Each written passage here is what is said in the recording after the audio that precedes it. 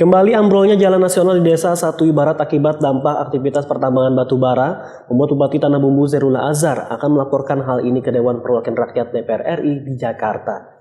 Ia mendesak wakil rakyat merevisi undang-undang terkait perizinan minerba agar kasus seperti ini tak terulang di kemudian hari.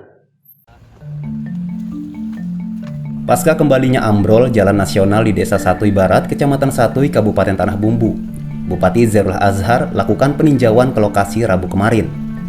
Ia prihatin atas peristiwa yang menyebabkan jalan poros Trans Kalimantan ini nyaris putus dan terpaksa harus dialihkan ke ruas alternatif.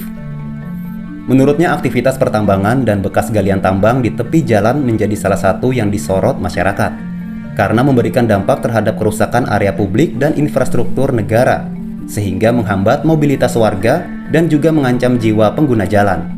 Ia berencana akan ke Jakarta menemui Komisi 7 DPR RI untuk diskusi dan meminta usulan revisi terhadap Undang-Undang Minerba terkait kewenangan penerbitan perizinan pertambangan.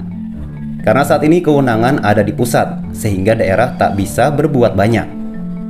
Ia mendesak agar pemerintah daerah dilibatkan dalam proses penerbitan perizinan, khususnya terhadap dampak lingkungan karena daerah lebih mengetahui kondisinya. Ia pun berharap ke depan tak ada lagi peristiwa seperti ini. Terkait penanganan jalan ambrol, Pemkab Tanah Bumbu berkoordinasi dengan Balai Jalan Nasional di Banjarmasin, mengingat asetnya kewenangan pemerintah pusat.